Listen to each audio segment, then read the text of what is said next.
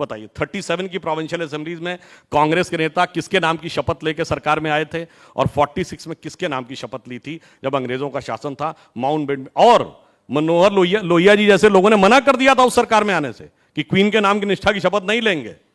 और एक और इंटरेस्टिंग बात बता दूं, शायद बहुत से लोगों को नहीं पता हो, मजेदार, ये 2 सितंबर का दिन ही क्यों चुना गया था 1946 में अंतरिम सरकार बनाने के लिए? पता है? वो इसलिए चुना गया था कि जब नागासाकी हिरोशिमा पे बम गिरा है तो 15 अगस्त को सरेंडर डिक्लेयर किया है जापान ने। 2 सितंबर 1945 को जापान के एम्परर ने सरेंडर डॉक्यूमेंट पे साइन किया, और डोमिनिक लेपेरे और लैरी कॉलिंस की किताब फ्रीडम एट मिडनाइट में माउंटबेटन को कोट करते हुए लिखा है कि माउंटबेटन की इच्छा थी कि 2 सितंबर को ही होना चाहिए, क्योंकि this day signifies the British supremacy in Asia, क्योंकि इसी दिन कोरिया ने सरेंडर किया, उसी दिन जापान ने। इसलिए मैं कह रहा हूं, अरे भाई वो सुधांशु जी, फिर हम अभी भी कॉमनवेल्थ का हिस्सा क्यों है? देखिए, आज कॉमनवेल्थ में किसका जलवा है? नहीं, जलवा किसी का भी हो, पर हम हैं क्यों उसका हिस्सा? अब हम उसको ब्रिटिश कॉमनवेल्थ को नहीं अभी भी रखते हैं। अच्छा, अब तो हम प्रधानमंत्री कौन है वहां? वो छोड़िए। लेकिन अगर तब की हम शपथ की अगर हम बात करेंगे तो फिर तो ये वाली भी बात हो जाएगी फिर कि कॉमनवेल्थ का भी हिस्सा हमें नहीं होना चाहिए, अब हमें उस पर स्टैंड लेना चाहिए। नहीं, हमें कॉमनवेल्थ का हिस्सा नहीं होना है, हमें भविष्य में कॉमनवेल्थ को अपना हिस्सा बनाना है। अच्छा, एक बात और, क्योंकि हमने देखा कि महाराष्ट्र में क्योंकि ये बयान दिया गया तो उद्धव ठाकरे का जो गुट है, शिवसेना का उद्धव ठाकरे गुट, उसकी तरफ से ये डिमांड हुई कि भारत रत्न दिया जाना चाहिए वीर सावरकर को। ये हम डिमांड करते हैं केंद्र की मोदी सरकार से। उन्होंने ये भी कहा कि भले ही हम साथ आए हों सरकार बनाने के लिए, एमवीए का हम हिस्सा हों, लेकिन राहुल गांधी ने वीर सावरकर को लेकर जो बयान दिया है उससे हम इत्तेफाक नहीं रखते। तो उद्धव ठाकरे की ये डिमांड मानने जा रही है केंद्र सरकार?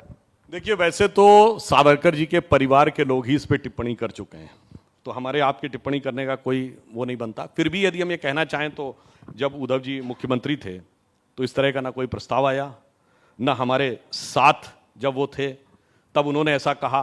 और ज़्यादा कष्ट की बात यह है कि एक ऐसा व्यक्ति महाराष्ट्र से सांसद बन के गया महाविकास अघाड़ी सरकार में उनके समर्थन से, जिसने औरंगजेब की कब्र पे जाकर कसीदे पढ़े थे।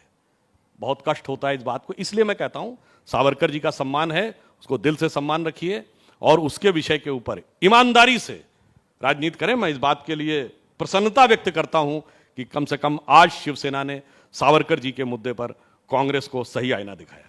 एक इसी से जुड़ा सवाल ये भी कि क्योंकि ये मुद्दा उठा महाराष्ट्र में और शिवसेना बहुत अग्रेसिव हुई, वहां पर कांग्रेस पार्टी को उसको लेकर थोड़ी सफाई भी देनी पड़ी कि ये शायद उद्देश्य नहीं था। राहुल गांधी जो कह रहे थे उनका उद्देश्य कुछ और था, किसी और कॉन्टेक्स्ट में बात कर रहे थे, बहुत सफाई उन्होंने दी। उसके बाद आपने जब एक बात की तो कांग्रेस पार्टी उस पर बहुत अग्रेसिव हो गई, तो उन्हें मौका मिल गया उस कंट्रोवर्सी से बाहर निकलने का आपके बहाने। मतलब उन्होंने बहुत, आपकी बात से बहुत साफ हो गया कि उनके मन में शिवाजी के प्रति सम्मान का भाव नहीं, राहुल गांधी के प्रति बचाव का भाव था। तो उन्होंने राहुल गांधी के लिए इसको ढाल के रूप में प्रयोग किया। और जो जब से यात्रा शुरू हुई है, मतलब केरल में पता नहीं किसको साथ में ले रहे हैं, फिर तमिलनाडु में कौन से पादरी को साथ में ले रहे हैं, तो कर्नाटक में उनका कार्यकारी अध्यक्ष पता नहीं क्या बोले दे रहा है, हिंदू शब्द का अर्थ गंदा है, पता नहीं कौन सा मंत्र फूंक के जा रहे हैं कि छत्तीसगढ़ में उनकी नेत्री हिंदू देवी देवताओं के अपमान वाले पे सामने है, और यहाँ गुजरात में भी कोई कुछ बोल देते हैं। तो मुझे समझ में नहीं आ रहा है कि राहुल गांधी जी कौन सा मंत्र फूंकते हुए चल रहे हैं उस यात्रा में। और वैसे ये जिन चीजों को मुद्दा बना रहे हैं ना, इस मुद्दे को लेकर वो जिस मुकाम तक पहुंचने की कोशिश कर रहे हैं ना, उस पर जानते हैं हकीकत क्या है? उस पर मुझे एक लाइन याद आती है, कांग्रेस इसी को बनाती रही मुद्दा और पता नहीं कहां से कहां पहुंच गई कि कश्ती भी नहीं बदली, दरिया भी नहीं बदला, इन डूबने वालों का जज्बा भी नहीं बदला, है शौक सफर ऐसा, एक उम्र हुई हमने, मंजिल भी नहीं पाई, रास्ता भी नहीं बदला। ये राहुल गांधी की तथाकथित भारत जोड़ो यात्रा पे फिट बैठता है। ये तो राहुल गांधी को हिंदू भी नहीं मानते क्या? देखिए, हिंदू होना और हिंदू होने पर स्वाभिमान करना, दोनों में जमीन आसमान का अंतर है। इसलिए मैं ये कहना चाहता हूं, अगर राहुल गांधी और कांग्रेस पार्टी को इस बात के ऊपर रंच मात्र भी कॉन्फिडेंस है, तो जो मैंने शब्द बोला वो शिवाजी के उस वाक्य के साथ खड़े तो हों कि राखी हिंदुवानी हिंदुवान का तिलक राखी।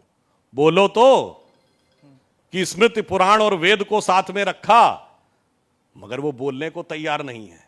इसलिए मन में संदेह उत्पन्न होता है कि उनके लिए वो क्या कहते हैं, मैं हिंदू हूं, हिंदुत्ववादी नहीं हूं। उनके नेताओं ने कितना बड़ा अपमान किया। कहते हैं हिंदुत्व शब्द 100 साल पुराना है। अरे नानक किताब पढ़ ले, उन्होंने लिखा है 10वीं शताब्दी से हिंदू शब्द का प्रयोग है।